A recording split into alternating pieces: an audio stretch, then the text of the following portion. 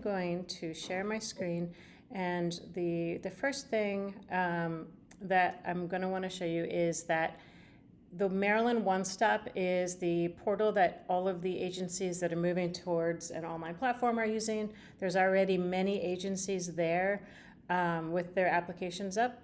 We are going to get these up shortly. We're talking early June. This will be available for you right now. You can go on and register, and I'll show you that page, but you can go on and register and look at the other applications available and just get used to what it looks like, even though our applications are not live yet. So this is the dashboard, and as you can see, I am logged in as a fictional person because this is the test system, and I have different sections for my applications and my licenses that are already granted. So I am going to go to the main page, and as I said, this is the test system. So this is not the URL at the top that you see. If you just Google Maryland Onestop, you can get to the live version, but this is our test system.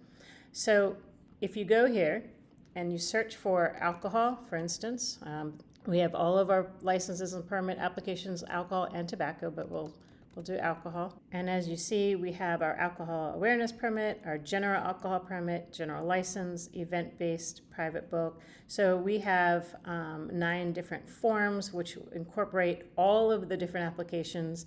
And we do have a chart that I don't think it's currently on the website, but we'll have it up shortly, that if you're trying to find Form 328, this will show you which form to go to. In that case, that'll be general alcohol permit form. And if you look here, it shows all the different permits that you can get using this general alcohol permit form. So in this case, if I go to apply now, I'll be able to start this application. However, if I was not logged in, and here I will log out so I can show you that. If I was not logged in and I went here as a new user and I hit apply now, it is going to ask you to create a password, an email and password, and that you'll verify that, and once you do that, you'll be able to log in immediately. So I'm going to go back in. Oh, sorry. And I can't spell alcohol this morning. So once you hit apply now, which you have to, as I said, create the account first. In this case, I want to apply for general permit. That is going to be the old Maryland 328. And at this point, let's say I wanted to apply for a non-resident dealer. It'll take you through all of the questions. As you see, it has contact information, the additional questions. You need an FEIN if you are an entity that's applying. You're going to be asked to, and of course I'm going to have to pick some of the answers in order to move on. Yeah, and just to chime in, for those that have filled out these applications before, and I see we have some existing applicants, this is common. I mean, these are all the questions that you have seen before on the physical paper form, just in this form. So nothing should be surprising, but if you see a question that you're not familiar with, by all means, feel free to ask. And if you are applying on behalf of somebody else, for instance, if you're a compliance company, we do have a section, a third party authorized to submit, in which case, if there are questions that, for instance, if you're applying for a license and you need to submit social security numbers, this will allow you to put their name and information in there, for instance, their email address, then they will receive notice that they should come in here and actually fill out the information as well. So you do not have to be gathering, for instance, if you are doing solicitor permits, you don't need to be asking for their social security number because they will be able to enter that themselves. So let's see, just a made up company. Oops. So typing when people are watching is the worst. So let's see. Hi, Erin. I actually have a quick question. Sure. And I'm Paola Silva from Park Street Imports.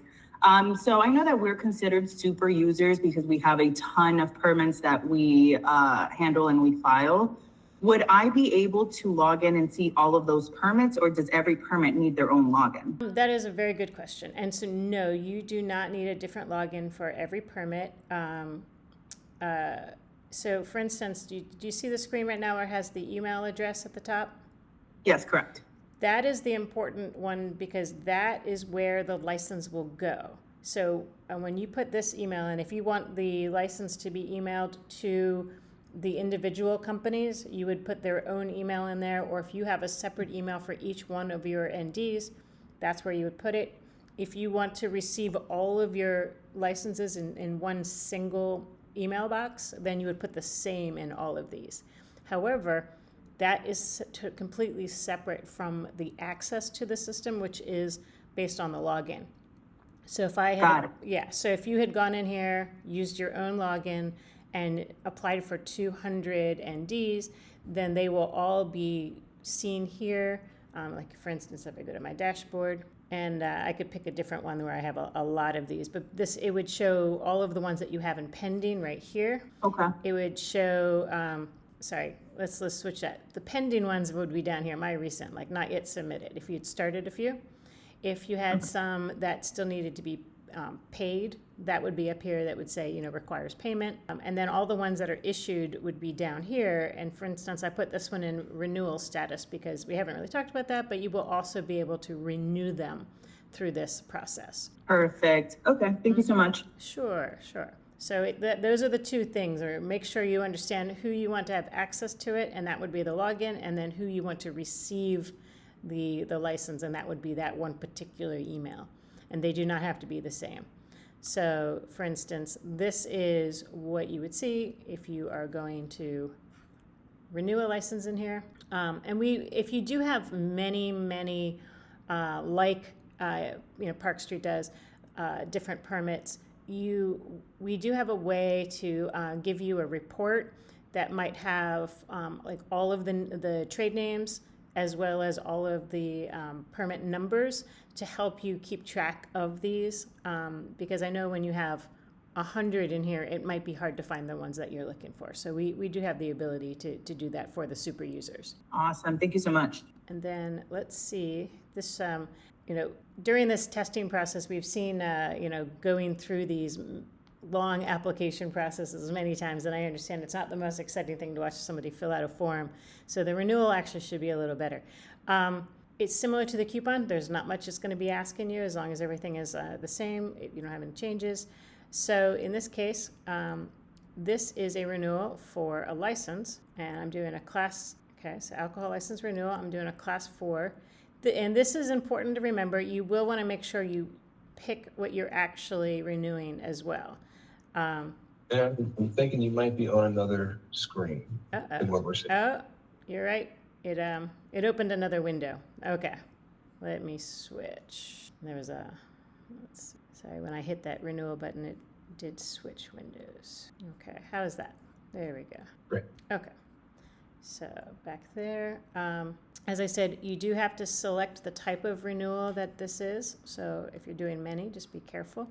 Most applicants or most license holders are, it's going to be a few, so it shouldn't be that difficult. But if you're doing this as a compliance company, just make sure you do select the right renewal. And these are all the representations, like on the renewal coupon, that nothing's changed. This is one that I'm sure the license holders versus the permits holders will be very happy with. The renewal fee will be calculated into the amount to be paid. You will not have to remember to do that yourself. You will sign the affirmation, and there's 2 ways to sign.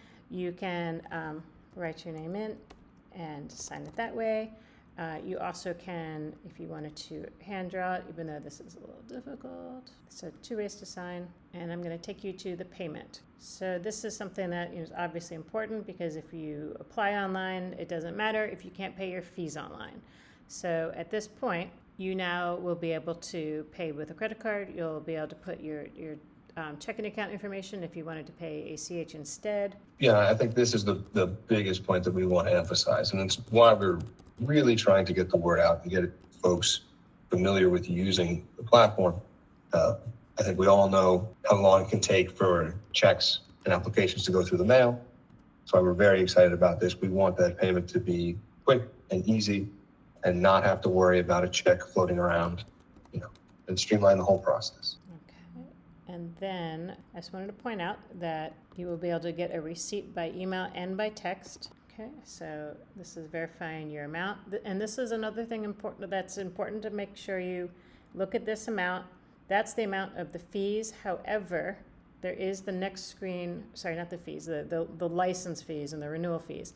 The service fee is on the next page. So when you're keeping track of your payments, always go through the next page to see the total with the service fees. And these are just direct pass through the bank.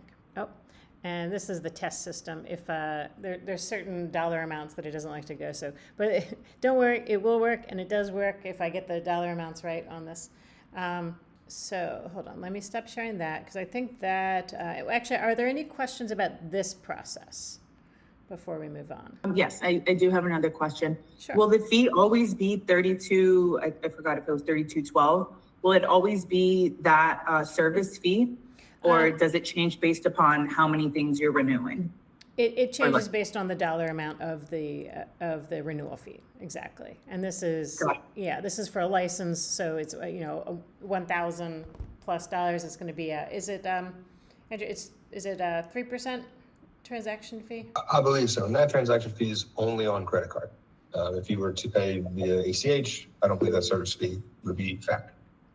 Got it. Okay, thank you. Okay, so I'm also going to show you what the confirmation looks like, because you can also print to PDF and save these so that you have a record of everything that you submit, in addition to being able to go into your account. So let me switch what I'm sharing. Sorry about that. Sorry for delay on us switching. Okay, there we go.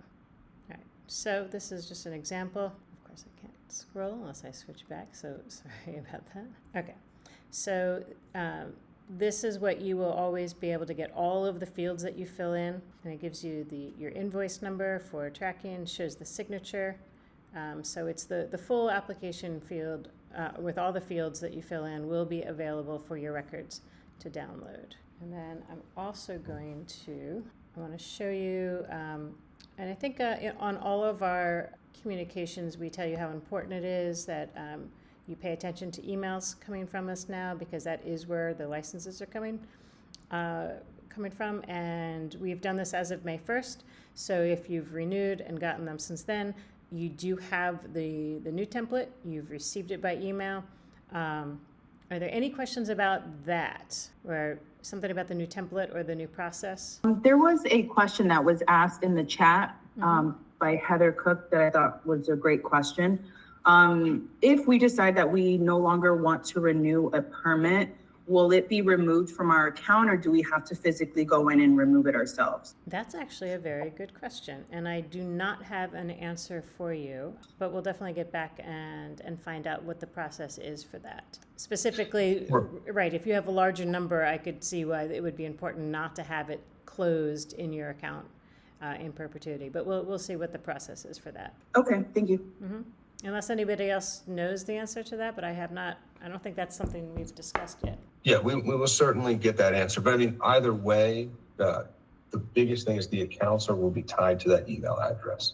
So it may be as simple as updating the email address, both on our side and in Onestop, and that way the account will effectively be removed. We'll definitely verify that and make sure that everything works. Got it. Thank you so much. Okay. And I'm going to now share. So if you have not received, let's see, there we go. If you have not received one of the emails from us yet with the permits, this is what it's going to look like. It is from ATCC.licensing. Yeah, and for those that have been renewing as of May 1st, you have seen one of these types of emails already, if you received your license after May 1st. And then this is the general format of these new certificates. They do look, quite different. So just to make sure, this is our new official license, and this is our new official method of communicating. So I think, Erin, if you just let us see that new license. Yep, sorry, it popped up in another window. Let me switch that one again. Okay, there we go. Okay, there we go. You can all see it now, right? Yes. Okay. So that basically sums up the changes.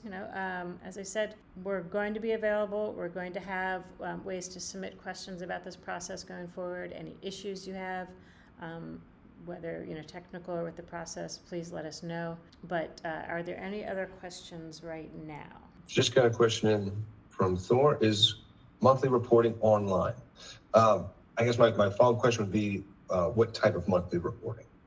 If it's just in regards to Excise tax, no, that would not be through this portal. That would be through the comptroller, MD Tax Connect. Welcome. Maybe should we give a reminder of the requirement for production reporting here? Sure, absolutely. For our manufacturers that are here on the call, should have received a notification about the fiscal year 25 production, on sale, and off-premise consumption sales. There was a report sent out. It's a new requirement that is, I believe, was passed with legislation last year. We have a form, and I think we can actually link it in the chat. If there are any questions about that, feel free to ask. Happy to tackle 2 topics at once here, and if we can. And actually, while we're waiting to see if there's any other questions, I'm reading Heather's question again. And yes, as you said, the connection is always through the email. So we can change your email in our licensing system, and that will change the access. And so anytime you do change an email on a license, make sure you understand that will change what account it's connected to. And if you haven't already submitted your updated emails, please do so. Okay, are there any other questions, comments? I see one more from Laura. Can you send the link for non-resident dealer monthly reporting if you have access to it? Unfortunately, the Comptroller of Maryland and the ATCC are independent agencies. Let's see if I can't find their website. The best I can do is get you to the homepage. Yeah, that should do it. And so Jackson is asking a question, when we will be live. The beginning of June, we expect to be live with this. We will be interested in some of the early users and giving us their feedback, positive or negative. We'd like to see how well you felt that it went, and if there's any issues. Even if you're successful, please let us know how you feel about the experience. Absolutely.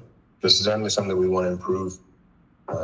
Hopefully it'll be ready to go perfect out of the gate, but we obviously want to improve it over time and make sure that it's doing everything that it needs to. One more question. I think I saw this in an email earlier, but will licenses already be linked to our accounts if we've shared email accounts with you, or we'll have to take steps to do that?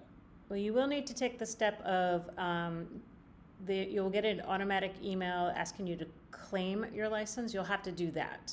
At least that is our instruction from our implementers, is that you will have to claim it. Okay. Yeah. Thank you. Sure. So definitely keep your eye out for anything that says from ATCC, anything from Onestop, and try to, if you could work on your settings to make sure we don't go into the junk mail, that would be great. That's a big one, for sure. All right. Well, I think that wraps it up. I'm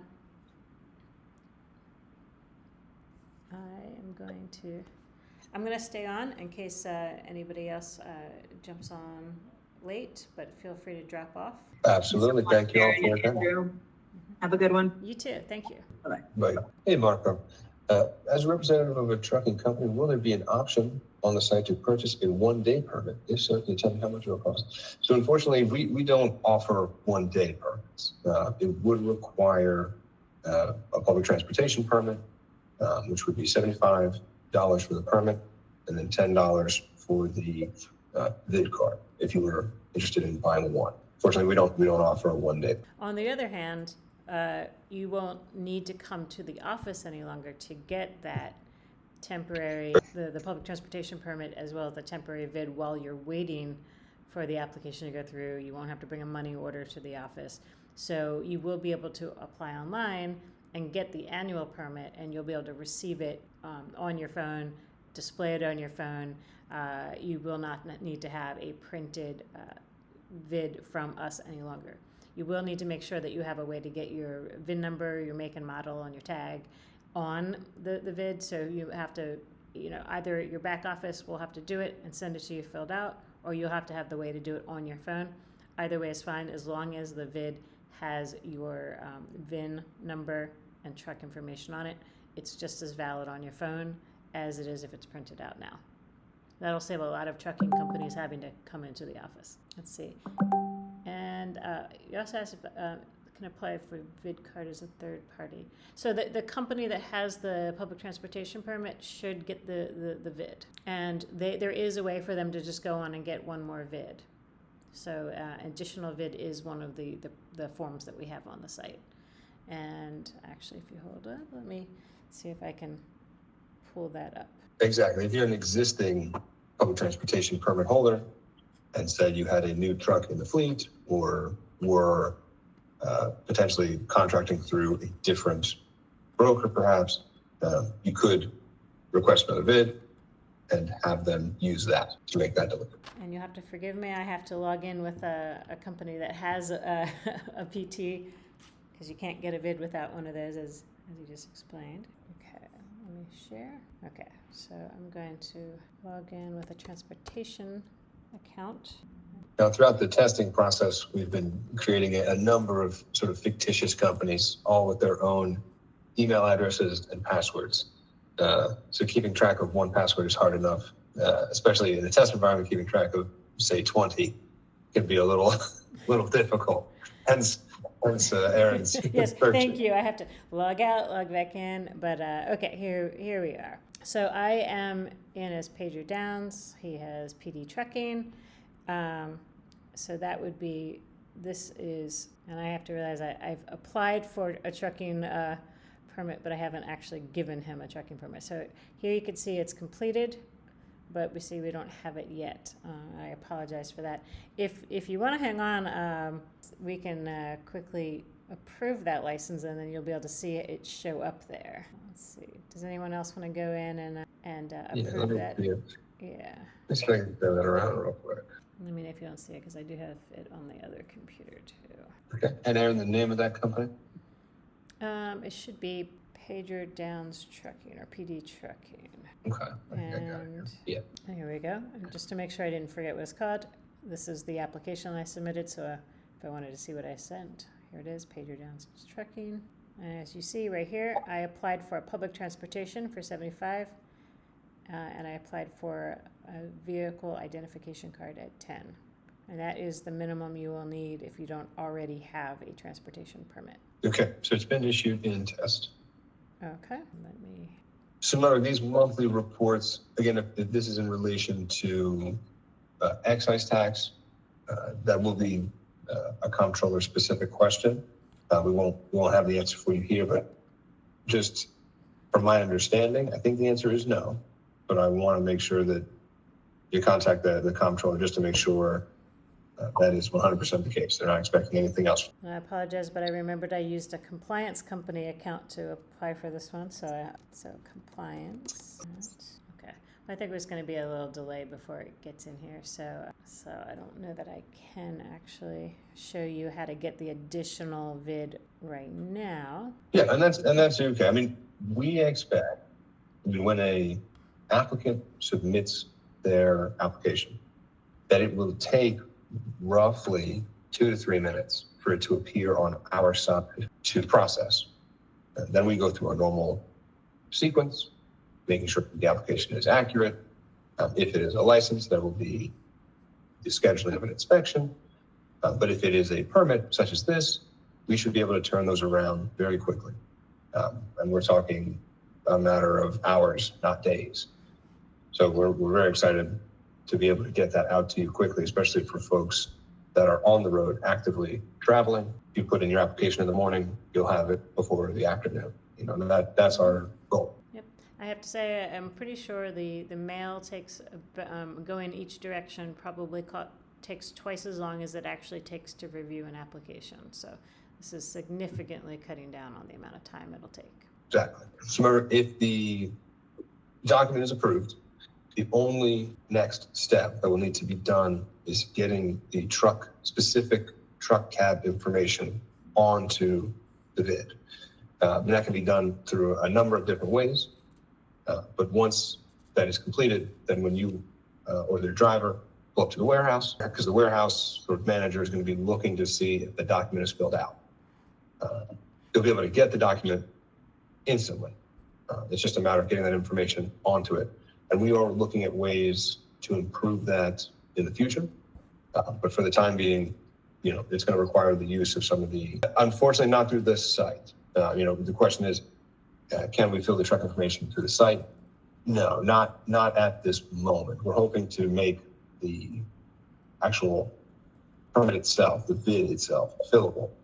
But at the moment, that would require either having someone at the back end office fill it out using perhaps Adobe, or using that software on the driver's phone, which is publicly available. And it's really just to make sure that when your drivers show up to that warehouse, the form isn't blank, because that will not be accepted. Yep. And we do hope at some point in the near future, a second phase, so it's not actively in the works, but the idea is to be able to get it something where if you have your VIN number already on, let's say, a spreadsheet that you can upload, and you can have all your trucks issued the actual virtual ID card that is optimized for having it on a mobile device, rather than having to have a PDF, which is a full document. So that's the next phase that we hope to see. We haven't really figured out the technology for it yet, so we can't explain how it will work, but we do intend to make that an easier process as well. And that goes for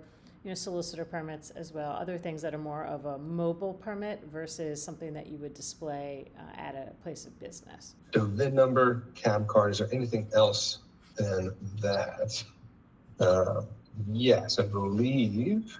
Let's see if maybe we can pull up an example of what a bid looks like, sort of make this easier. And also, I remember how I was saying how important it is to know what email you're putting in and what account you're in. So the reason I think probably that public transportation would have shown up earlier, but I realized that I put the wrong email on that license, so it didn't have it wasn't connected to my account. So I did change that, and it is now there. So it is really that easy to change, I guess, if you're a compliance company, to change who is monitoring your licenses. So you would put in a request to change your email. So here, do you want me to? I can share that now. Yeah, and Margo, the answer is it's going to be the make of the truck, the serial number, and the license plate number and state. There are going to be those important information just that are specific to the cab that's making that delivery.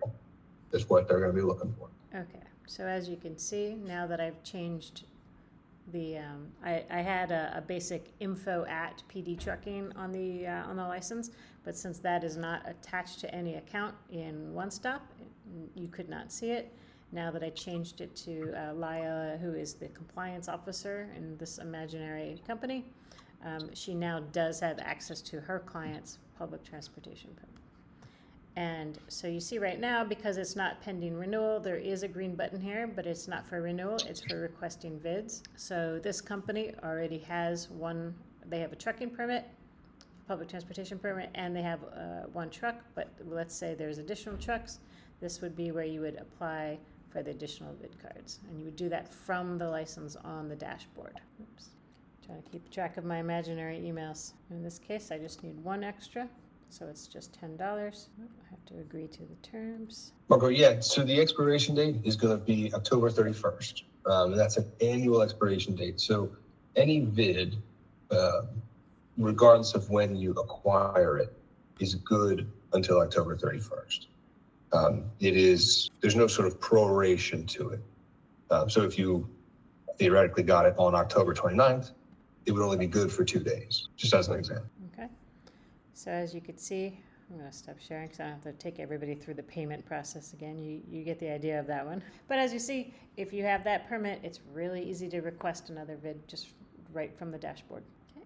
Any other questions? Anything else you would like to see? One thing I didn't really go over, just because some of the license applications, as anyone who's applied for them, we ask for a lot of information, and the process does take you through all of those steps, and there are mandatory uploads. So if there is a document that you are required to upload, that allows you to have a more complete application. So when it gets to us, it has everything we need.